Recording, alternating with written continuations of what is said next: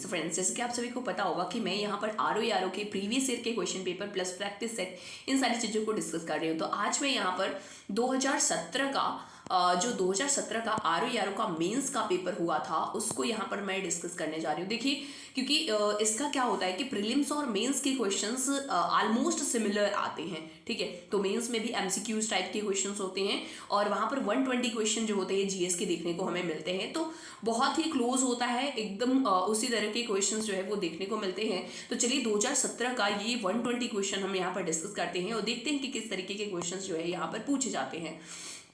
तो पहला क्वेश्चन है कि परिवहन संचार वाणिज्य किस के अंतर्गत आते हैं? प्राथमिक गतिविधियां, द्वितीयक गतिविधियां, तृतीयक या फिर ग्रामीण गतिविधियां। देखो, परिवहन संचार इन सब की अगर कम्युनिकेशन ट्रेड इन सब की बात करते हैं तो ये सब जो होते हैं ये टर्शियरी सेक्टर के अंतर्गत आते हैं। टर्शियरी यानी कि तृतीय क्षेत्र के अंतर्गत आते हैं। वहीं जब हम बात करते हैं प्राथमिक गतिविधियां, तो जो कृषि से संबंधित होते हैं ना, जो एग्रीकल्चर से रिलेटेड चीजें होती हैं, जो कच्चा उत्पादन, जो कच्चा माल का उत्पादन होता है, इन सारी चीजें जो होती हैं वो प्राथमिक गतिविधियां प्राइमरी सेक्टर के अंतर्गत आती हैं। वहीं जब हम द्वितीयक गतिविधियां की बात करते हैं तो मैन्युफैक्चरिंग, जो विनिर्माण क्षेत्र होता है, मैन्युफैक्चरिंग जो होता है वो आपके सेकेंडरी में आता है। जब हम ग्रामीण गतिविधियां की बात करते हैं तो ग्रामीण गतिविधियां यानी कि गाँव में जितनी तरह की कुटीर उद्योग से संबंधित चीजें जो होती हैं वो हमारी ग्रामीण गतिविधियां के अंतर्गत आ जाती हैं। इवन ग्रामीण गतिविधियां में आप कृषि को भी रख सकते हो, लेकिन यहाँ पर जो परिवहन पूछा था वो आपके टर्शियरी सेक्टर के अंतर्गत आता है। तो ये आपका तृतीयक क्षेत्र हो जाता है। नेक्स्ट है, आल्हा एक लोकप्रिय संगीत किस क्षेत्र का है? तो देखो, ये उत्तर प्रदेश स्पेशल का क्वेश्चन बन जाता है। तो आल्हा जो है लोकप्रिय जो है वो बुंदेलखंड में है। अब बुंदेलखंड आप जानते हो कि नीचे वाला क्षेत्र, आप अगर उत्तर प्रदेश की मैपिंग आपने करी होगी कि तो आपको पता होगा कि नीचे वाला क्षेत्र जो है वो बुंदेलखंड के अंतर्गत आता है। अब अगर बात कर ली जाए कि रुहेलखंड में क्या आता है, तो रुहेलखंड में चैती जो होता है वो रुहेलखंड का लोकप्रिय संगीत है। वहीं अगर हम पूर्वांचल की बात करते हैं, पूर्वांचल में खास करके आपका वाराणसी और मिर्जापुर वाला रीजन, वाराणसी और मिर्जापुर वाला रीजन, यहाँ पर कजरी जो है वो प्रसिद्ध है, कजरी। और उसी के साथ में अगर भदोही, मतलब हम लोग का जो डिस्ट्रिक्ट है, वहाँ पर भी आप देखोगे तो ये भी आपका यही मिल जाता है। अच्छा, एक इंपॉर्टेंट और इंटरेस्टिंग चीज, वाराणसी से ही अलग हुआ है भदोही डिस्ट्रिक्ट, जो कि बहुत ही छोटा डिस्ट्रिक्ट है और अपने आप में बहुत ही ज़्यादा डेवलप होता हुआ डिस्ट्रिक्ट है। बहुत ही अच्छी ग्रोथ यहाँ पर देखने को आपको मिल सकती है।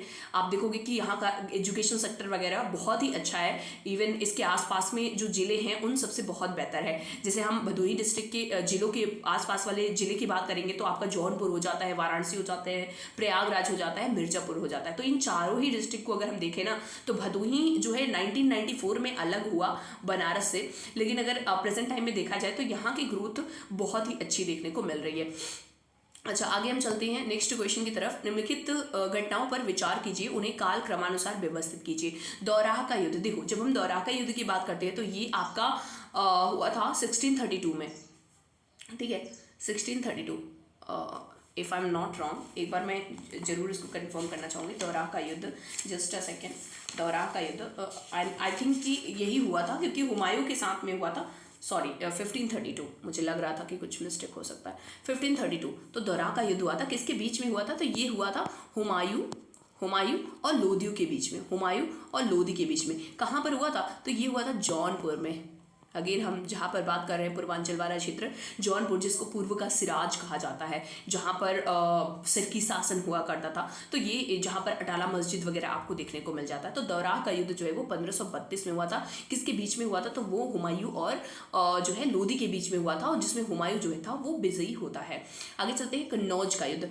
अब कन्नौज का युद्ध, तो पहला नंबर तो ये हो गया। चौसा का युद्ध की बात करते हो तो ये होता है 1939 में। और ये किसके बीच में होता है? ये हुमायूं और शेरशाह सूरी के बीच में होता है, जिसमें शेरशाह सूरी जो है वो विजयी होता है। इसके बाद कन्नौज के युद्ध की बात करते हैं तो ये 1940 में होता है, और ये भी हुमायूं और शेरशाह सूरी के बीच में होता है, और इसमें भी शेरशाह सूरी जो है वो विजयी होता है, और हुमायूं को वहां से सब छोड़ छाड़ के भागना पड़ जाता है। सामोगढ़ का युद्ध बहुत बाद में होता है। ये औरंगजेब, ये करीब 1658 की बात है, 1658 की बात है, और ये होता है दारा सिकोह और औरंगजेब के बीच में, जिसमें औरंगजेब जो है वो विजयी होता है, दारा सिकोह जो है उसकी हार होती है। तो अब यहाँ पर अगर आप अरेंज करो तो पहला हो जाएगा, पहले के बाद आप देख सकते हो कि चौथा, पहले के बाद आपका चौथा हो जाता है, चौथे के बाद आपका दूसरा हो जाएगा, ठीक है। तो पहला, चौथा, दूसरा, ठीक है। देख लो कहाँ पर है, अब ये ऑप्शन मैच कर रहा है।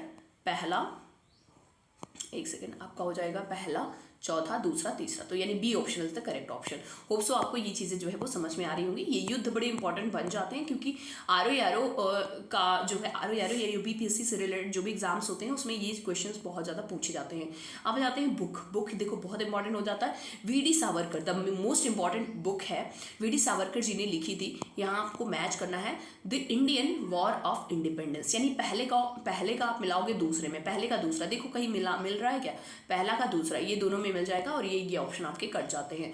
नेक्स्ट आप आ जाओ, अगर सपोज आपको पूरा नहीं याद है लेकिन फिर भी आप कुछ इंपॉर्टेंट नाम तो याद रख सकते हो, जैसे अशोक मेहता का आपको शायद याद हो तो द ग्रेट रिबेलियन इन्होंने बोला था, यानी डी का आपका पहला हो जाएगा। डी का पहला देखो कहाँ पे मिल रहा है, ये देखो डी का पहला। अगर आपको जैसे दो भी पता था तो आप कर सकते थे, तो ये वाला ऑप्शन जो है आपका कट जाता है, ये हो जाता है। तो बी का तीसरा यहाँ पे मिला लो, बी का जो है वो तीसरा हो जाएगा, यानी ये बी आपका हो जाता है। आर.सी. मजूमदार जो हैं इन्होंने लिखा था द सिपाही म्यूटनी एंड रिवोल्ट ऑफ 1857। अब बचता कौन सा है, पहला आपका हो ही गया, बी हो गया। सी आप देख सकते हो ये एस.बी. चौधरी जो आपका बचा हुआ है वो आपका हो जाएगा, यानी कि ये वाला civil rebellion in the Indian mutinies. आगे आते हैं, निम्नलिखित में से किस राज्य में काली मिर्च और इलायची का उत्पादन होता है। तो देखो अब मसाले का उत्पादन जानते हो ना, मसाले का उत्पादन कौन से राज्य में सबसे ज़्यादा होता है, तो वो केरला में होता है। तो काली मिर्च हो चाहे वो इलायची हो, ये सारी चीज़ें हमें केरला में बहुत ज़्यादा देखने को मिलती है। अब अगर असम की बात करी जाएगी तो असम की जो दार्जिलिंग चाय है वो बहुत इंपॉर्टेंट बन जाती है।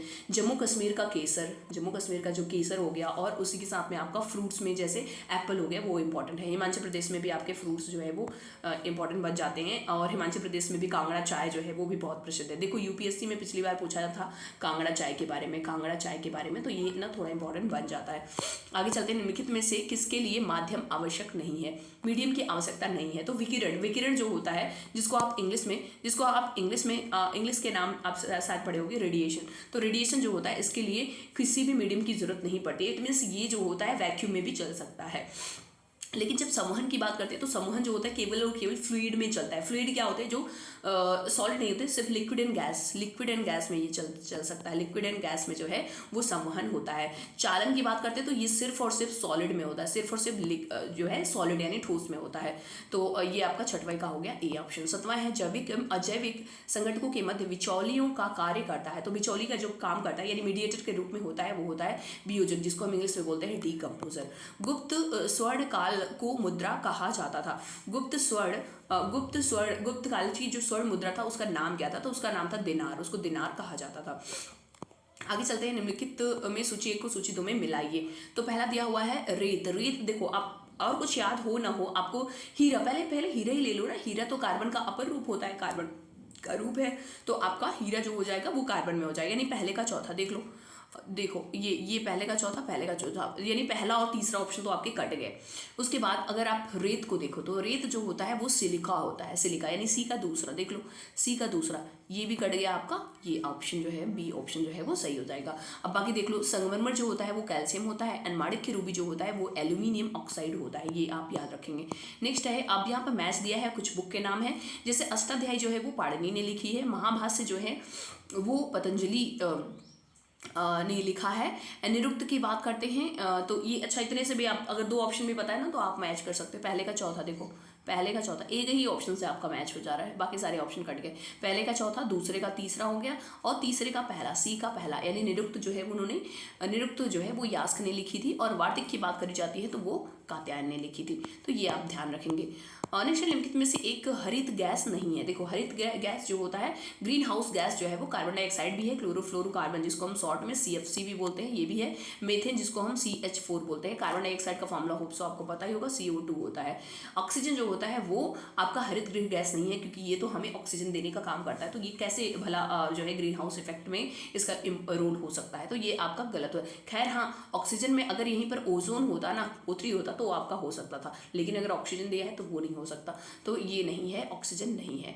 नेक्स्ट आते हैं, निम्नलिखित में से ये आपको बताना है। अब देखो रीजनिंग का क्वेश्चन है, बहुत ही ईजी है, बहुत ही सिंपल है, सीधे किया 1 × 5, 1 × 5 = 5, 5 × 5 = 25, यानी इंटू 5 फिर इंटू 5 फिर इंटू 5 हुआ, ठीक है। इसके बाद यहाँ पर देख लो 3 × 4, 3 × 4, अब फिर करना पड़ेगा 12 × 4, तो 12 × 4 हो जाएगा 48, 12×4 = 48, 12 4 जा 48 एंड 48 4 जा करोगे तो 192 आ जाएगा। अब यहाँ पर भी ऐसे देख सकते हो आप, ये भी मल्टीप्लाई इसी तरीके से किया गया, यानी B option is the correct option. Next है पश्चिम एशिया में सर्वाधिक तेल उत्पादक देश है। सर्वाधिक तेल कौन उत्पादन करता है? तो ये सऊदी अरेबिया जो है। इसका एरिया देखो क्योंकि बहुत बड़ा है ना, एरिया बड़ा है और एरिया बड़ा होने के साथ साथ ये मतलब जो है इस्लाम कंट्रीज़ का अपने आप को बहुत ही ग्रेट समझता है और उसके साथ में इसमें बहुत सारी चीज़ें जो है वो देखने को मिलती हैं, बहुत सारी समृद्धि देखने को मिलती है। निम्नलिखित में से कौन रूस के प्रमुख संसाधनों में से नहीं है? देखो रूस में कोयला का भी उत्पादन अच्छा खासा होता है, हीरा का भी उत्पादन अच्छा खासा होता है, लेकिन लौह अयस्क और यूरेनियम जो है उतना अच्छा नहीं होता। लेकिन फिर भी इसका डेटा देखो, ध्यान देना, इसका डेटा जो है वो चेंज होता रहता है। एक बार आप जब भी आप एग्जाम देने जाओ उस समय पर आप इसका डेटा जरूर चेक कर लीजिएगा, क्योंकि जो अभी हमने कई जगह पे वेरीफाई किया वहाँ पर देखने को मिला कि प्रमुख संसाधनों में से एक नहीं है, तो वो यूरेनियम। इवन यूरेनियम का भी चौथे पांचवें स्थान पर इसका नंबर आता है, चौथा पांचवा छठवां इसका रैंक रहता ही रहता है। ऐसा नहीं है कि एकदम नहीं है, लेकिन ये है कि बाकी की अपेक्षा में ये इसका जो है वो कम है। लौह अयस्क भी एकदम मतलब फर्स्ट पे नहीं रहता, टॉप पे नहीं रहता, लेकिन ये है कि हाँ टॉप 5 टॉप 10 में तो रहता ही रहता है। ठीक है, तो इसका आप थोड़ा सा जरूर वेरीफाई कर लेंगे। तो प्रमुख संसाधनों में से नहीं है, तो ये लौह अयस्क भी है, मतलब यूरेनियम जो है वो नहीं है लेकिन पांचवें छठवें नंबर पर आता है, तो वो आप ध्यान में रखेंगे। नेक्स्ट है प्रश्न सूचक के स्थान पर क्या आएगा? इसको भी आप सॉल्व कर लेंगे। 9 है, 10 है, 28 है, 11, 25, 35, 19, 50। इसको जब आप सॉल्व करोगे तो इसका आंसर आ जाएगा 140। नेक्स्ट है 2016 में कार्यान्वित नवीन राष्ट्रीय वन सूची डिजाइन के अंतर्गत वन सूची समीक्षा का समय घटाकर किया गया 5 वर्ष 2 वर्ष, तो ये 5 वर्ष कर दिया गया था। आगे चलते हैं, ये देख सकते हो 2 है, 9 है, 28 है, 65 है। देखो यहाँ पे 2 से 9 गया तो +7 आया। ठीक है, अब 9 से 28 गया तो 18 - 9 यानी 9 हो गया और यहाँ पर आ जाएगा 119 हो गया। और इसको भी माइनस करो, 15 - 8 तो ये हो गया 7 और यहाँ पर बचता है आपका 6 है, 5 - 2 ये हो गया 37। तो इसी तरीके से आप देखोगे तो 9 to कितना हुआ है? 9 to 19 हुआ है, मतलब कितना ऐड हुआ है इसमें?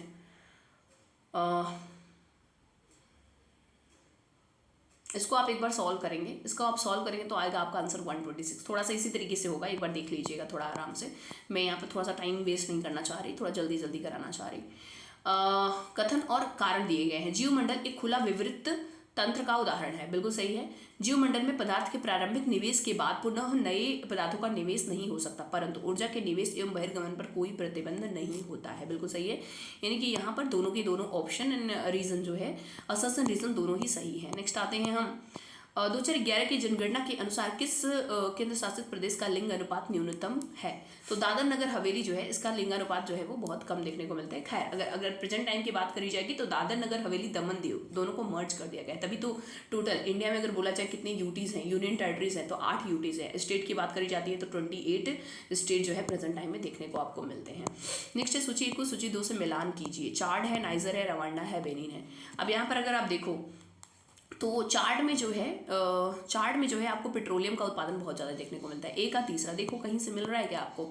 ए का तीसरा देखो, अगर एक भी ऑप्शन आपको पता है ना तो आप आराम से कर सकते हो। ए का 3, बी का 2, बी का आपका 2 हो जाएगा यानी कि यूरेनियम, और सी का आपका हो जाएगा 4 यानी रवांडा जो है वहाँ पर कहवा और कॉफ़ी का उत्पादन, और बेनिन में जो है वो आपको कपास देखने को मिलता है। ये सारे के सारे जो है अफ्रीकन कंट्रीज़ हैं, तो अफ्रीकन कंट्रीज़ की मैपिंग भी आपको थोड़ी सी अच्छे से पता होनी चाहिए, क्योंकि देखो ये थोड़ा सा ना बहुत डीप क्वेश्चन हो जाता है और थोड़ा सा डिफिकल्ट क्वेश्चन, यही क्वेश्चन जो होते हैं वो डिफिकल्ट बन जाते हैं अगर हमें नहीं पता रहता है तो। आल्दो मेरे लिए भी डिफिकल्ट है, अगर मेरे सामने आता तो शायद मैं इस क्वेश्चन को छोड़ देती या नहीं करती। नेक्स्ट है या गलत कर दी, सॉरी। देश के किस राज्य का हिस्सा राष्ट्रीय राजधानी क्षेत्र एनसीआर में नहीं आता है? ठीक है, एनसीआर में नहीं है। तो देखो दिल्ली भी आता है, हरियाणा भी आता है, उत्तर प्रदेश भी आता है, लेकिन मध्य प्रदेश नहीं आता। मध्य प्रदेश तो उत्तर प्रदेश के नीचे है।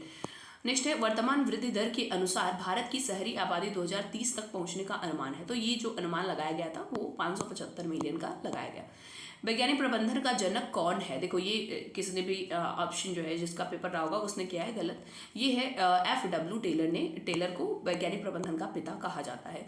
दूरदृष्टि में प्रतिबिंब निम्नलिखित पर बनता है। देखो जो दूरदृष्टि दोष होता है उसमें दूर की चीज़ें तो दिखाई देती है लेकिन पास की चीज़ें हमें दिखाई नहीं देती हैं।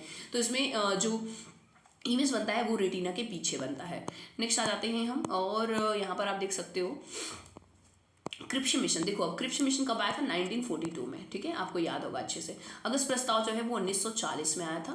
नेहरू रिपोर्ट की बात करते तो ये 1928 में आया था। वेवेल योजना की बात करते तो ये 1944 में आया था। तो देखो अब सबसे पहले कौन सा हो जाएगा, सबसे पहले आपका हो जाएगा नेहरू रिपोर्ट यानी कि तीसरा, और तीसरे के बाद फिर आपका हो जाता है, तीसरे के बाद आपका हो जाएगा दूसरा, तीसरा दूसरा पहला, तीसरा दूसरा पहला चौथा, देख लो कहाँ पे है, तीसरा दूसरा पहला चौथा, यानी कि ये option B option is the correct option. Next है निम्नलिखित में कौन सा युग्म सही सुमेलित नहीं है। देखो जूट जो होता है वो पश्चिम बंगाल में होता है, बिल्कुल सही है। चाय जो है आसाम में, आसाम की जो दार्जिलिंग की चाय है वो इंपॉर्टेंट है। गन्ना जो है उत्तर प्रदेश में होता है, बिल्कुल अच्छा मतलब सही है स्टेटमेंट। रबड़ जो है वो हिमाचल प्रदेश में नहीं होता, बल्कि रबड़ जो है वो आपको केरला में देखने को मिलता है, तो इसलिए ये गलत हो जाएगा और जो गलत है वही आपका सही हो जाता है। महावीर स्वामी को किस नदी के तट पर ज्ञानोदय प्राप्त हुआ, ज्ञान प्राप्त हुआ, तो ये ऋजुपालिका नदी के किनारे हुआ था। नेक्स्ट आ जाते हैं हम, एक आदमी पूर्व की ओर मुंह करके घड़ी चलाने की दिशा में 60 अंक घूमता है और फिर घड़ी चलने की विपरीत दिशा में 255 घूमता है और अंततः घड़ी सुई घूमने की दिशा में 105 घूमता है। अब उसका मुंह किस दिशा में है, तो आप ना सबसे पहले ये आदमी है, ये पूर्व की तरफ मुंह करके बैठा है, इसके बाद ये 60 अंश घूमता है, इस तरीके से यहाँ पर आ जाता है आपका 60 डिग्री घूमता है, उसके बाद फिर जो है इसके विपरीत 255 घूमता है। तो इस तरीके से जब आप करेंगे तो आपका आंसर जो निकल करके आएगा वो उत्तर दिशा आ जाएगा। लाभ मात्र अनुपात में सुधार निम्नलिखित के द्वारा किया जा सकता है। विक्रय कीमत में वृद्धि, विक्रय मिश्रण को बदलना, बिल्कुल सही है। परिवर्तनशील लागत को कम करना, सबके सब इसके फैक्टर्स हो जाते हैं, तो सभी हो जाएगा। नेक्स्ट है, प्रत्येक क्रिया के लिए एक समान और विपरीत क्रिया होती है। Every action has equal and opposite reaction, ये आपने बचपन में बहुत पढ़ा होगा, न्यूटन का 3rd लॉ है, तो ये न्यूटन ने दिया था। अच्छा, न्यूटन की अगर और लॉ की बात करते हैं, न्यूटन का जो फर्स्ट लॉ है ना वो लॉ ऑफ इनर्शिया है, याद रखना, लॉ ऑफ इनर्शिया, जिसको हम बोलते हैं क्या, जड़त्व का नियम। और दूसरा जो है वो आपका फोर्स लॉ या मोमेंटम लॉ आप बोल सकते हो, जिसमें आप फॉर्मूला पढ़ते हो F = ma, ठीक है। तो ये आप ध्यान में रखेंगे। अल्बर्ट आइंस्टाइन के बारे में आप जानते हो, E = mc², इनका जो फार्मूला था यानी सापेक्षता का सिद्धांत यानी रिलेटिविटी थियरी, वो बहुत इंपॉर्टेंट बन जाता है। बोहर को आप केमिस्ट्री में जानते हो। बाबरनामा को अंग्रेजी में अनुवाद कैसे, देखो भाई difficult, one of the difficult question. Baburnama को अंग्रेजी में अनुवाद किसने किया था, ये शायद मैं तो नहीं पढ़ी थी, आप शायद पढ़े होंगे। लेडेन और रस्किन ने इसको अंग्रेजी में अनुवाद किया था। अब बाबरनामा बाबर ने खुद लिखा था, और कौन सी भाषा में लिखा था, तुर्की भाषा में लिखा था बाबरनामा, किसने, बाबर ने लिखा था, ठीक है।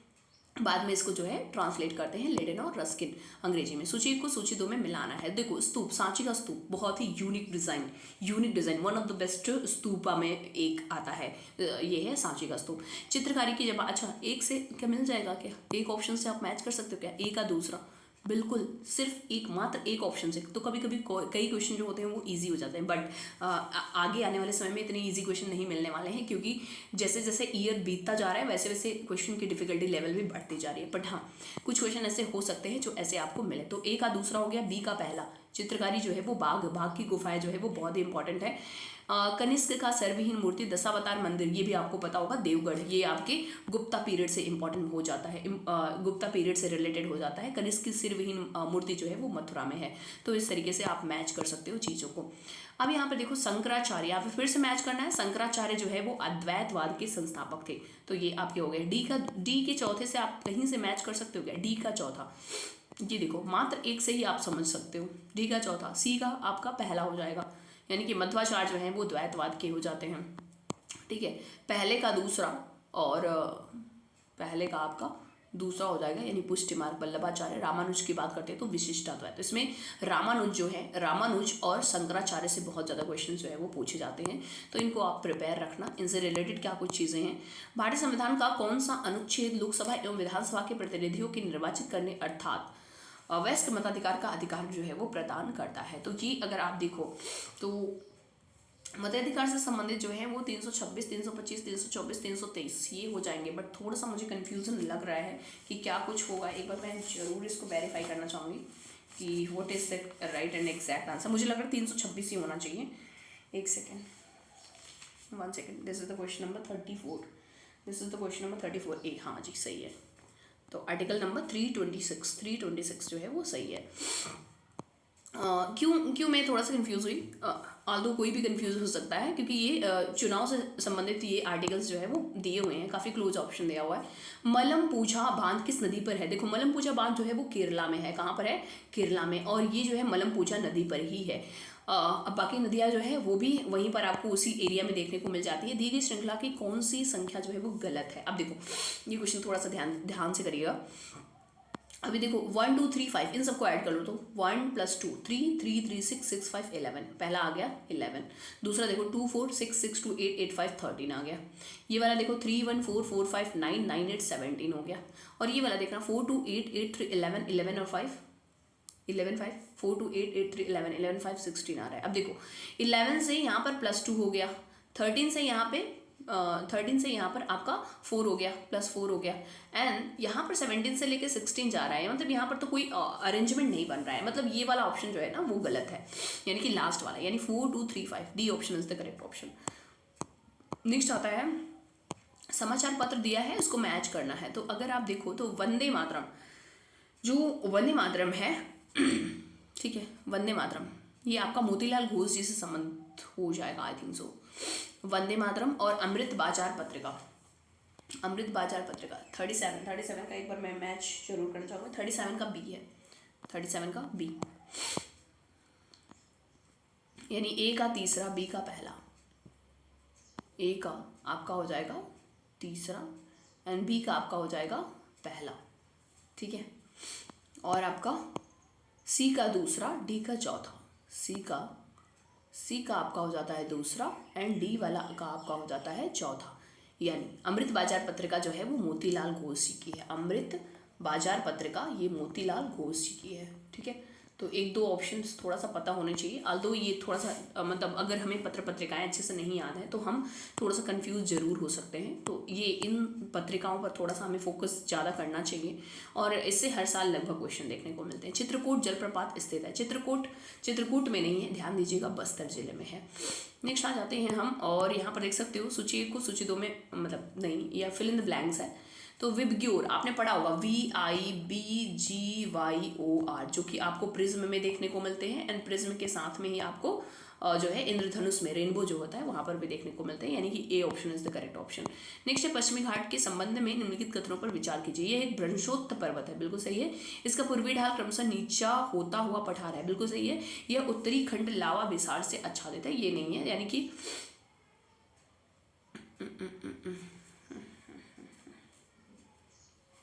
सही है, ये भी सही है, तीसरा भी सही है भाई, यानी कि ये लावा बेसाल्ट से संबंधित है। तो डी ऑप्शन जो है वो सही हो जाएगा, यानी 1 2 3 इज द करेक्ट ऑप्शन। 40 के बाद आते हैं 41 में, मूलभूत कण कौन सा है। इवन देखो अगर क्वार्क नहीं दिया होता तो हम प्रोटॉन न्यूट्रॉन इलेक्ट्रॉन ये सारे ही हो जाते हैं, बट क्वार्क इज द मूलभूत या फंडामेंटल पार्टिकल।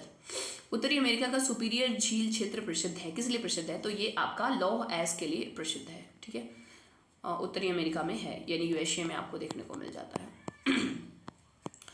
निम्नलिखित में से किसने अपने पहले टेस्ट में शतक नहीं बनाया। तो ये सुनील गावस्कर जी थे जिन्होंने पहले टेस्ट में जो है वो शतक नहीं बनाए थे। किसको हराकर Simona Halep French open tennis प्रतियोगिता 2018 जीते। तो ये स्लोन स्टीफेंस को हरा करके जो है वो जीती थी। मतलब ये करंट अफेयर का क्वेश्चन है, बट अगर आप इस साल जाओगे एग्जाम देने तो आप इस साल के गेम्स पर थोड़ा सा नज़र बना करके रखोगे, क्योंकि गेम से बहुत सारे क्वेश्चन, जैसे एशियन चैंपियनशिप अभी हुआ है तो वो उसमें क्या कुछ मेडल आए हैं, इंडिया की कौन सी रैंकिंग रही है, वो सारी चीज़ें। नाभिकीय ऊर्जा का प्रयोग प्राय कारक है, ये वायु प्रदूषण के कारक हो जाता है। अब यहाँ पे फिर से आपको मैच करना है। यहाँ पर आप देखो 12 7 11 इन सबको ऐड करोगे तो ये आ जाता है आपका 30। तो 9 8 हो गया 70, इसको भी 30 करना है। 9 8 17 में क्या ऐड करेंगे कि 30 हो जाएगा। तो ये इसमें अगर हम 13 ऐड कर दे तो ये हमारा 30 हो जाता है। तो ये यही ऑप्शन 13 ही मैच कर रहा है, 30 हो रहा है, तो सी ऑप्शन जो है वो सही हो जाएगा। इसी तरीके से आप ये देख सकते हो 9, अगर एक ही जगह पे हमने 9 रख दिया तो 9 10 हो जाएगा आपका 19 और ये 11 अगर आप ऐड कर दोगे तो ये आपका यहाँ पर भी 30 हो जाएगा, ठीक है। तो ये आपका C option is the correct option. 47 में आते हैं 27 31 40 56 81 117 एक्स। इसके भी आप डिफरेंस निकाल लेना। आप डिफरेंस निकालोगे कि तो आपको आंसर जो है वो मिल जाएगा। मैं डायरेक्टली आंसर बता देती हूँ आपको, और इसका जो डायरेक्टली आंसर होगा दैट इज सी।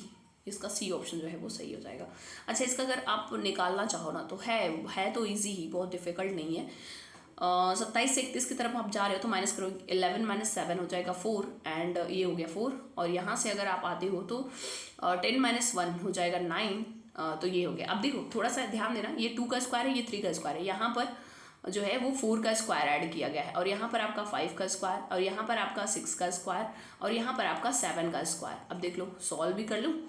7 का स्क्वायर हो जाता है आपका 49, तो 117 में अगर 49 ऐड कर दोगे तो आपका हो जाएगा 9 7 16, 1 कैरी, एंड उसी के साथ में 4 1 5 1 6 यानी 166 आ जाएगा। सी ऑप्शन से करेक्ट ऑप्शन देख रहे हो। मतलब थोड़ा सा आप आराम से करेंगे तो आप इजीली कर सकते हो। धन विधेयक के अतिरिक्त एक विधेयक जो विधानसभा में प्रथम बार पारित कर दिया हो, विधान परिषद में कितने माह तक पड़ा रह सकता है? तो ये 3 माह तक जो है वो पड़ा रह सकता है, इससे ज़्यादा नहीं। नेक्स्ट है, ऊपरी वायुमंडल की ओजोन परत का क्षरण निम्नलिखित में से किससे हो रहा है? तो सल्फर डाइऑक्साइड, जिसको हम SO2 कहते हैं, इसकी वजह से तो नहीं हो रहा है। फोटोकेमिकल ऑक्सीडेंट, इसकी वजह से भी नहीं। क्लोरोफ्लोरोकार्बन जो CFC होता है वो बहुत ही खतरनाक होता है ओजोन के लिए, ओजोन लेयर के लिए। तो C option is the correct option. कौन सा एक विटामिन सूर्य के प्रकाश की उपस्थिति में त्वचा में बनता है? तो ये विटामिन डी से जो है वो बनता है। हम कहते हैं ना कि विटामिन डी लेना चाहिए, सूर्य की रोशनी लेनी चाहिए, जिससे हमारी बॉडी में जो है वो विटामिन डी अच्छे से बनता रहे। अच्छा, अगर ये बोल दिया जाए कि विटामिन डी की कमी से कौन सा डिजीज़ होता है, तो वो आपका रिकेट्स हो जाता है, रिकेट्स। ठीक है, उसी के साथ में विटामिन ए की बात करी जाती है तो विटामिन ए से होता है नाइट ब्लाइंडनेस। विटामिन के की वजह से होता है आपका ब्लड क्लॉटिंग होने लग जाता है। तो ये सारी चीज़ें जो है वो आप ध्यान में रखेंगे। विटामिन ई से जो है वो फीमेल से रिलेटेड बहुत सारी प्रॉब्लम्स जो है वो हमें देखने को मिलती है। 50 के बाद आते हैं 51 में। निम्नलिखित में से कौन सा विषाणु जनित रोग नहीं है? देखो, खसरा भी है, रेबीज भी है, पोलियो भी है, लेकिन 6 जो होता है ये बैक्टीरिया की वजह से होता है। बैक्टीरिया के माइक्रोबैक्टीरियम नाम का बैक्टीरिया होता है, जिसकी वजह से ये 6 यानी कि टीबी रोग होता है। नेक्स्ट है, आप देखो 51 के बाद ये 52 जो है वो मिस प्रिंट हो गया है। नाभिक के आकार की कोटि जो है वो क्या होती है? तो ये 1 × 10⁻15 मीटर होती है। नेक्स्ट आ जाते हैं, GST किस तरह का कर है? GST जो होता है वो किस तरह का टैक्स है? तो ये GST जो होता है वो अप्रत्यक्ष यानी इनडायरेक्ट टैक्स है। भारतीय में एशिया का प्रथम डॉल्फिन शोध केंद्र NDRC की स्थापना गंगा नदी के तट पर किस शहर में की जा रही है? तो ये पटना शहर में की जा रही है। मतलब ये भी करंट अफेयर का क्वेश्चन था। ठीक है, तो ये आप देख सकते हो। निम्नलिखित में कौन सा एक मानव पूंजी निर्माण पर प्रत्यक्ष प्रभाव नहीं डालेगा? तो देखो, शिक्षा जो है वो तो हम जानते हैं प्रत्यक्ष प्रभाव डालता है। प्रशिक्षण, अगर किसी को ट्रेनिंग मिल जाए तो वो अच्छे से काम कर सकता है ना, तो उससे पूंजी निर्माण तो होगी ही होगी। चिकित्सीय देखभाल भी हो जाता है, लेकिन जो नहीं होगा वो सिंचाई जो है वो डायरेक्टली नहीं होगा, इनडायरेक्टली तो होगा भाई। अगर सिंचाई नहीं होगी तो खेती नहीं होगी तो ह्यूमंस को फूड में क्या मिलेगा? तो है तो, लेकिन इनडायरेक्टली है। बाकी सारी जो है वो डायरेक्टली इफेक्ट करते हैं ह्यूमन कैपिटल को। निम्नलिखित में से किसको गरीबी का सामाजिक सूचक नहीं समझा जाता? तो परिवहन के साधनों की कम संख्या, निरक्षरता स्तर, स्वास्थ्य देखभाल तक पहुंच की कमी। देखो, ये तीनों ही हो जाएंगे, लेकिन रोजगार के अवसर की कमी जो है वो नहीं समझा जाता है। तो D option is the correct option. Next आते हैं, उत्तर प्रदेश में नॉलेज पार्क की स्थापना कहाँ की जा रही है? उत्तर प्रदेश में नॉलेज पार्क की स्थापना जो है वो ग्रेटर नोएडा में करी जाए। तो ये भी करंट अफेयर का क्वेश्चन है। ठीक है, 57 के बाद आते हैं 58 में। फूल का पत्ती से वही संबंध है जैसे पुस्तक का संबंधित है। तो जैसे पुस्तक जो है वो पृष्ठों से संबंधित है, ये हो जाएगा। लेखक नहीं होगा, विषय वस्तु नहीं होगा, पुस्तकालय भी नहीं होगा। नेक्स्ट है, उरुग्वे दौर किससे संबंधित है? देखो, उरुग्वे में मीटिंग हुई थी और यहाँ से WTO का जो है वो कॉन्सेप्ट आता है, तो ये WTO जो है वो सही हो जाता है। IMF, इंटरनेशनल मॉनेटरी फंड और वर्ल्ड बैंक का इसमें कोई भी काम नहीं है। निम्नलिखित में से किस वस्तु का 2017 में भारत से निर्यात अधिक रहा? तो 2017, ये भी करंट अफेयर का क्वेश्चन है।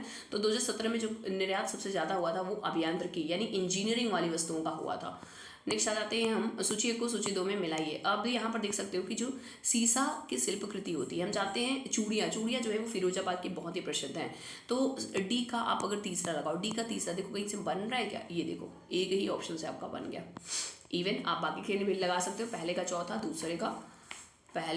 चौथा आपका हो जाएगा, यानी काला मिट्टी जो है वो निजामाबाद, और दूसरे का दूसरा चीनी मिट्टी के बर्तन और पीतल की शिल्पकृति जो है वो हमें मुरादाबाद से देखने को मिलती हैं। ठीक है, तो सी का आपका पहला हो जाता है।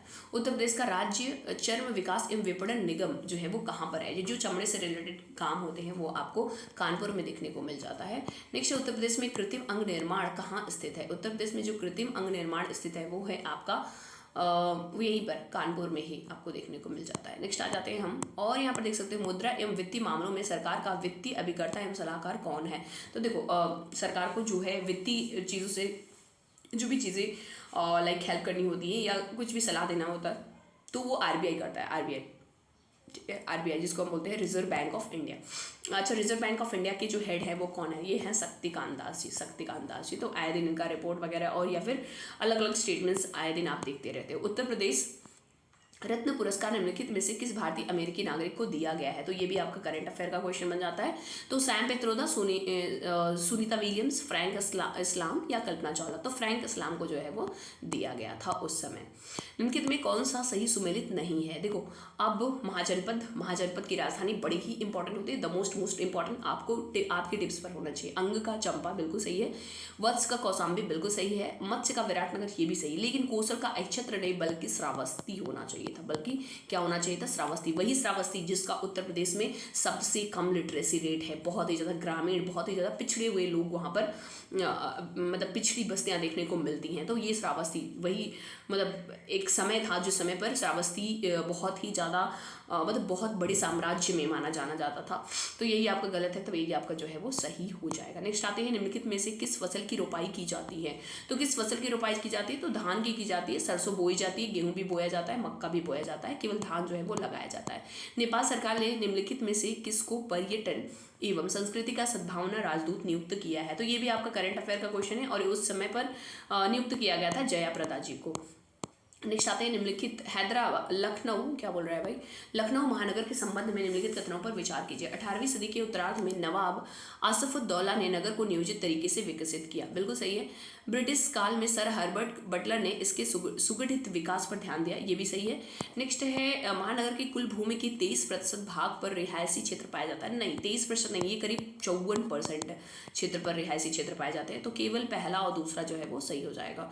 नेक्स्ट आ जाते हैं हम 70 नंबर में, भारतीय संविधान का भाग 16 संबंधित है। तो जो भाग 16 है वो कुछ विशेष उपबंधों से संबंधित हो जाता है। अखिल भारतीय सेवाएं जो है वो आपको अनुच्छेद 324, 29 इधर आपको देखने को मिल जाता है। वित्त आयोग भी नहीं होगा, प्रशासनिक अधिकरण भी नहीं होगा। शुद्ध निर्यात बराबर होता है, शुद्ध निर्यात किसके बराबर होता है? तो ये निर्यात माइनस आयात जो है वो होता है। नेक्स्ट आ जाते हैं, सूची 1 को सूची 2 में मिलाइए। चंदवाड़ का युद्ध, तैमूर का आक्रमण, तालीकोटा का युद्ध, घाघरा का युद्ध। जो घाघरा का युद्ध हुआ था वो हुआ था आपका क्योंकि बाबर के साथ में हुआ था और बाबर के साथ में 1529 में होता है। तालीकोटा का युद्ध जो कि विजयनगर के अंत का एक बहुत बड़ा कारण बनता है, वो होता है 1565 में। इसके बाद आपका तो इतने से अच्छा मिलाना चाहो तो मिला सकते हो क्या? डी का तीसरा देखो कहीं पे है, हाँ जी, एक ही ऑप्शन से आप कर सकते हो, डी का तीसरा। सी का आपका हो जाता है, सी का आपका चौथा, देख लो यही ऑप्शन जो है वो सही हो जाता है। तो ए का दूसरा आपका आता है, ए का आपका दूसरा हो जाएगा, यानी 1194 में चंदवाड़ का युद्ध हुआ था। तैमूर का आक्रमण जो है वो 1398 में होता है। नेक्स्ट आ जाते हैं, उस समय आपका सल्तनत काल चल रहा होता है। 2011 की जनगणना के अनुसार किस केंद्र शासित प्रदेश की साक्षरता दर न्यूनतम है? न्यूनतम साक्षरता दर की बात करते हैं तो दादर नगर हवेली जो है या इसकी साक्षरता दर जो है वो न्यूनतम देखने को मिलती है। प्रेजेंट टाइम की बात करी जाएगी तो दादर नगर हवेली, दमन एवं दीव दोनों को एक में मर्ज कर दिया गया है। नेक्स्ट निम्नलिखित में से कौन सा सुमेलित नहीं है? बैकाल, ठीक है, बैकाल जो है वो रशिया में है, बिल्कुल सही है। मलावी मलावी तो अफ्रीका में है, मलावी जो है वो अफ्रीका में, तो ये आपका गलत है तो ये आपका सही हो जाएगा। कैस्पियन सागर एशिया यूरोप में, बिल्कुल सही है। तंगानिका अफ्रीका में, सही है। 2018 के कॉमनवेल्थ खेलों की पदक तालिका में शीर्ष स्थान पर कौन रहा? तो उस समय 2018, ये भी करंट अफेयर का क्वेश्चन था, तो उस समय जो था वो ऑस्ट्रेलिया था। और आपको अगर बता दो, अब अगर पूछा जाएगा तो 2022 का पूछा जाएगा, 2022 का जो बर्मिंघम में हुआ। कहाँ पे हुआ था? बर्मिंघम में। और इसमें भी जो है फर्स्ट पर जो है वो ऑस्ट्रेलिया ही था, इसमें भी फर्स्ट पर ऑस्ट्रेलिया ही था। और अगर इंडिया की रैंकिंग की बात करी जाएगी तो इंडिया जो है वो चौथे स्थान पर था, चौथे स्थान पर, तो ये ध्यान रखेंगे। उत्तर प्रदेश में सूरमा उद्योग के लिए प्रसिद्ध है, देखो सूरमा उद्योग के लिए बरेली का झुमका और बरेली का सूरमा आप सुने ही होंगे। नेक्स्ट आते हैं आयात कर, ठीक है, 77 नंबर क्वेश्चन में आयात कर क्या होता है? तो व्यापार की मात्रा को बढ़ाता है, व्यापार की मात्रा को घटाता है, इसकी व्यापार की मात्रा पर कोई प्रभाव नहीं होता। देखो व्यापार की मात्रा को घटाता है, अगर आयात कर लगेगा तो फिर क्या होगा? तो व्यापार जो कर रहा होगा उसको मतलब थोड़ी सी जो है पैसे वगैरह ज़्यादा इन्वेस्ट करने पड़ जाते हैं, तो व्यापार की मात्रा को घटाता है, तो ये आप ध्यान रखेंगे। नेक्स्ट 2018 में साहित्य के नोबेल पुरस्कार का विजेता कौन है? तो ये दिया था, ये भी करंट अफेयर का आपका क्वेश्चन था। अगर इस साल 2023 की बात करी जाएगी तो होप सो आपने अभी 2023 का लेटेस्ट वाला जो है वो किया गया था, निकाला गया था, और आपने 2023 का लेटेस्ट वाला शायद से आपने पढ़ा होगा। 2023 का जो नोबेल पुरस्कार है वो जॉन ओलाव फॉसे जो कि नॉर्वे के हैं उनको मिला है। किसको? Jon Olav Fosse. Jon Olav Fosse, जो कि आपको नॉर्वे के जो है वो राइटर देखने को मिलते हैं। तो 2023 वाला भी आप ध्यान रखेंगे। जो 2023 के सारे अनाउंस कर दिए गए हैं, चाहे वो आपका फिजिक्स का हो, केमिस्ट्री का हो, इकोनॉमिक्स का हो, तो इन सबको याद रखेंगे। 2019 के ऑस्कर अवार्ड के लिए भारत, अच्छा हाँ 2023 का जो पीस वाला है ना, वो याद रखना भाई। ईरान की वो जो फेमस लेडी हैं उनका बहुत ही इंपॉर्टेंट बन जाता है, क्योंकि बहुत ज़्यादा वो न्यूज़ में रही। 2019 के ऑस्कर के लिए भारत सरकार की ओर से किस फिल्म का चयन किया गया? तो ये विलेज रॉक स्टार जो है, ये भी करंट अफेयर का क्वेश्चन है। और अगर इस बार पूछा जाएगा तो इस बार तो आप जानते ही हो कि एलिफेंट विस्परर और नाचो नाचो, ठीक है, नाटू नाटू सॉन्ग को जो है वो मिला था ऑस्कर अवार्ड, तो ये भी ध्यान रखेंगे। नेक्स्ट है कथनों पर विचार कीजिए। चीनी उद्योग दक्षिण भारत में अधिक विकसित है, बिल्कुल सही है, उत्तर भारत से ज़्यादा उधर विकसित है। गन्ने की प्रति हेक्टेयर पैदावार तथा गन्ने में रस की मात्रा दक्षिण राज्यों में अधिक होती है। हाँ जी, बिल्कुल सही है। तो ए और आर दोनों सही हैं और दोनों स्पष्टीकरण भी दे रहे हैं। नेक्स्ट आते हैं, डिटर्मिनेशन शब्द के अक्षरों से निम्नलिखित में से कौन सा नहीं बनाया जा सकता? तो टर्माइड भी बनाया सकता है, देखिए, क्योंकि TERMIDE है, मॉडर्न भी है, थंडर भी है, लेकिन मदर में टी जो है वो नहीं है। देखो इसमें कहीं टी है, नहीं है, तो यही आपका जो है वो सही हो जाएगा। 81 का डी। 82 में आते हैं, उत्तर प्रदेश की कौन सी निम्नलिखित जनजाति दीपावली को शोक के रूप में मनाती है? तो दीपावली को शोक के रूप में थारू जनजाति जो है वो मनाती है। ये आपको उत्तराखंड वाले रीजन में देखने को मिल जाते हैं।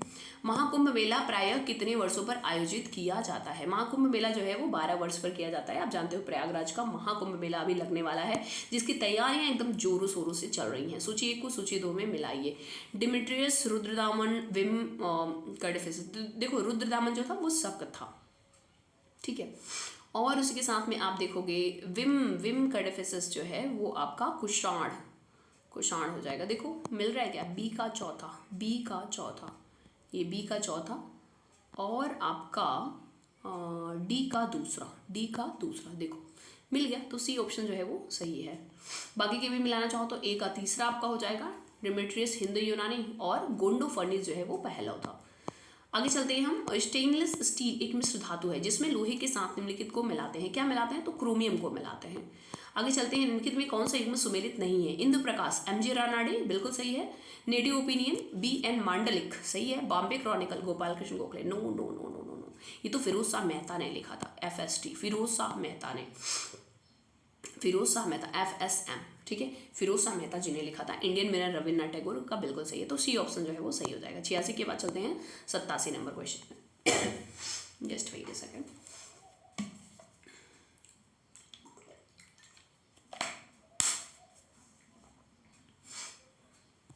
भारतीय राष्ट्रीय कांग्रेस की स्थापना हम जानते हैं 1885 में होती है।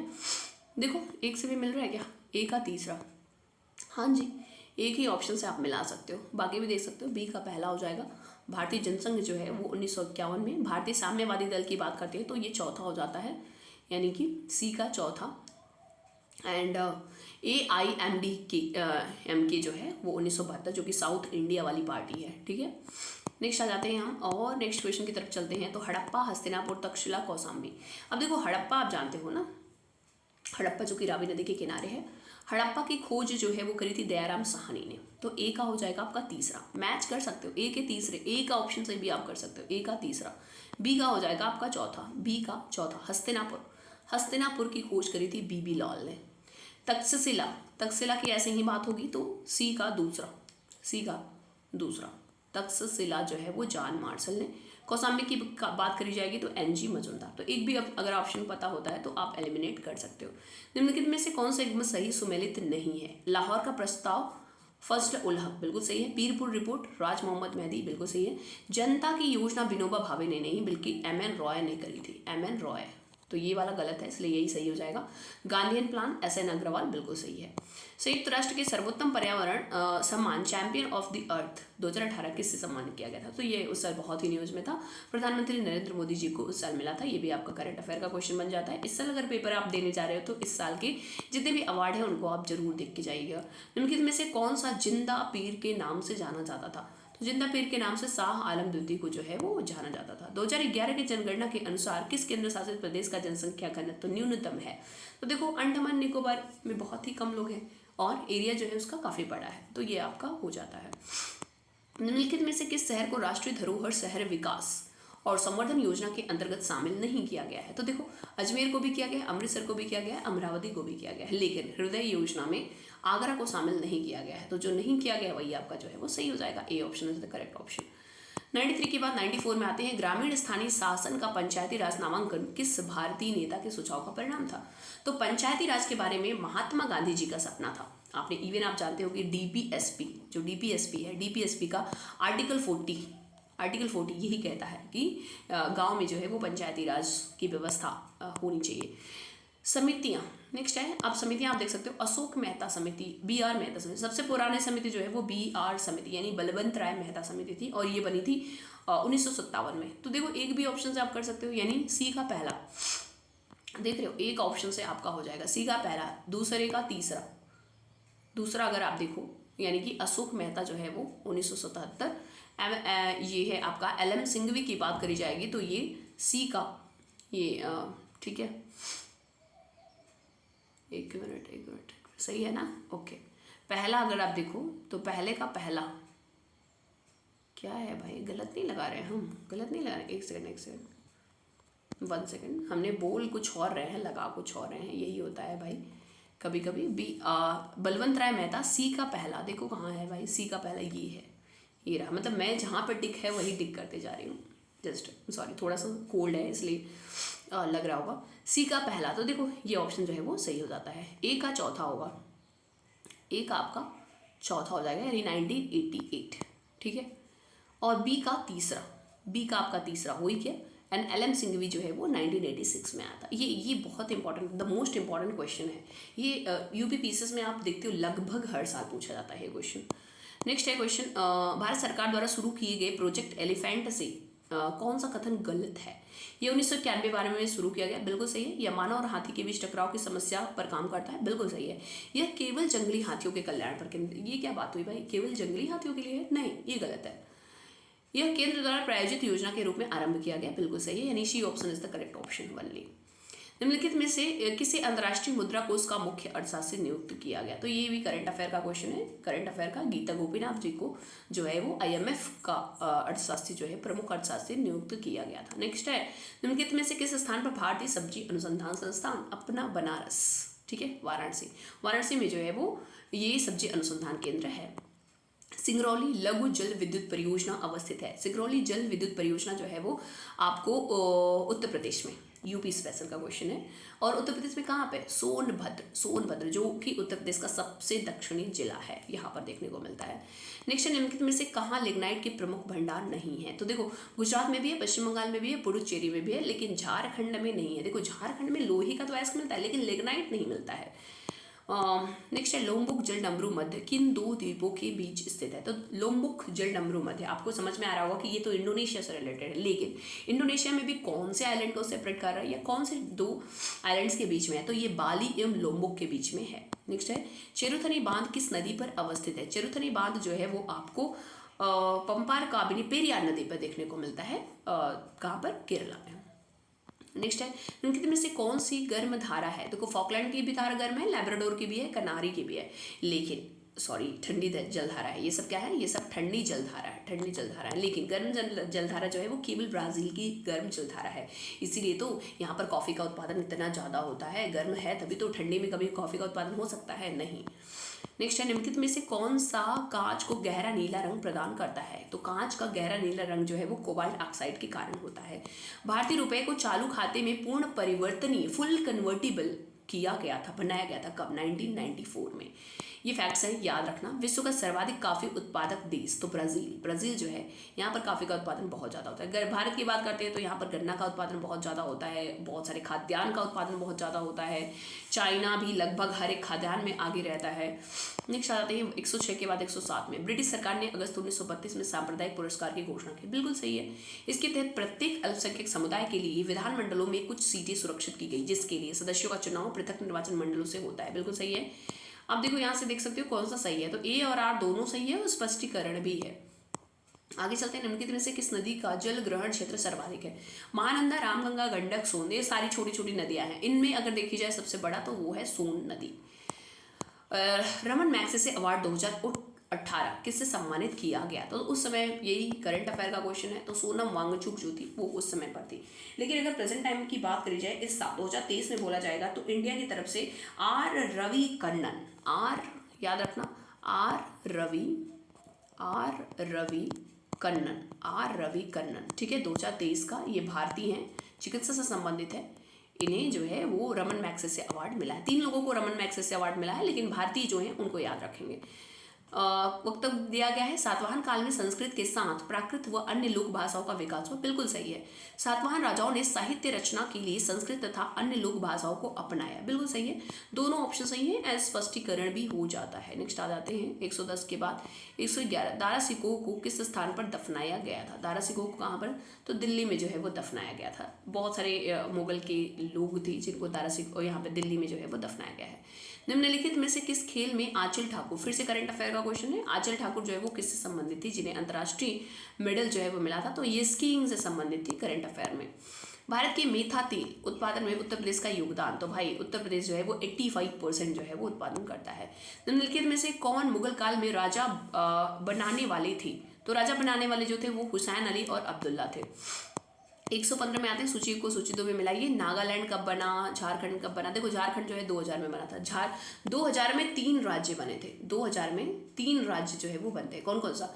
एक तो आपका बन जाता है उत्तराखंड यूके, एक आपका झारखंड और एक आपका छत्तीसगढ़। अब ये किससे कट कट के बनते हैं, किससे अलग होकर के? यूके जो है वो यूपी से बना था, झारखंड जो है वो बिहार से बना था और छत्तीसगढ़ जो है वो एमपी से बना था। ये तीनों के तीनों राज्य जो है वो 2000 में बने थे। सबसे लेटेस्ट अगर बात करी जाए तो नया जो बना था तेलंगाना 2014 में बना था। सिक्किम की बात करी जाती है तो सिक्किम 1975 में, नागालैंड जो है वो सबसे पहले 1962 में। तो ये आप देख सकते हो ए का दूसरा कहाँ पे है, ए का दूसरा यही हो जाएगा, बी का पहला ये आपका मैच हो जाता है। नेक्स्ट 116 के अधिनियम के द्वारा ब्रिटिश संसद ने चाय और चीन के साथ व्यापार को छोड़कर ईस्ट इंडिया कंपनी के भारत के साथ व्यापारिक एकाधिकार को समाप्त कर दिया था। तो ये 1813 का जो चार्टर एक्ट आया था उसके तहत ये सारे प्रावधान जो है वो किए गए थे। निम्नलिखित में से किस देश में जनसंख्या का घनत्व सबसे कम है? तो मंगोलिया जो है यहाँ पर जनसंख्या घनत्व कम है। ध्वनि की प्रबलता मापी जाती है, तो जो ध्वनि की प्रबलता मापी जाती है वो आयाम से यानी लाउडनेस से मापी जाती है। आवृत्ति जो है वो नहीं होती है, वो तो फ्रिक्वेंसी जो है वो अलग हो जाती है। अच्छा, इनके एसआई यूनिट की बात करते हैं तो फ्रिक्वेंसी का एसआई यूनिट बहुत बार पूछा गया है। फ्रिक्वेंसी का एसआई यूनिट जो होता है वो हर्ट्ज होता है, हर्ट्ज याद रखेंगे। वेलोसिटी का एसआई यूनिट जो होता है वो मीटर पर सेकंड हो जाता है। तरंग दैर्घ्य जो है वो आपका मीटर हो जाता है। तो ये चीज़ें आप ध्यान में रखेंगे। भारत सरकार ने नॉर्वे के साथ मिलकर, ये फिर से करंट अफेयर का क्वेश्चन है, नॉर्वे के साथ मिलकर के कानून, एक जैव विविधता नीति एवं कानून केंद्र की स्थापना की है। कहाँ पर की थी? तो ये उस समय पर किया था चेन्नई में।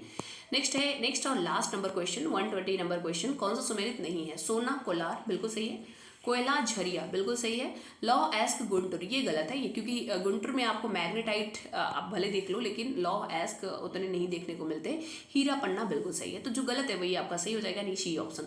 तो ये आप देख सकते हो कि यूपीपीएससी आरओ 2017 का ये पूरा हमने 120 क्वेश्चन जितने आते हैं मेंस में वो हमने पूरा का पूरा कंप्लीट कराया है और बहुत ही अच्छे से डिटेल एनालिसिस के साथ में। अब आप इस वीडियो को देखिएगा, अगर आपको अच्छा लगता है तो प्लीज़ ज़्यादा से ज़्यादा शेयर करिएगा और अगर आपने चैनल को सब्सक्राइब नहीं किया तो एक बार चैनल को सब्सक्राइब भी कर दीजिएगा ताकि जितने भी वीडियोस हैं स्टडी से रिलेटेड वो सारे आपको टाइमली जो है वो मिलते रहें। तो होप सो आपको सेशन पसंद आया होगा। मिलते हैं किसी नए वीडियो में। Bye bye and take care.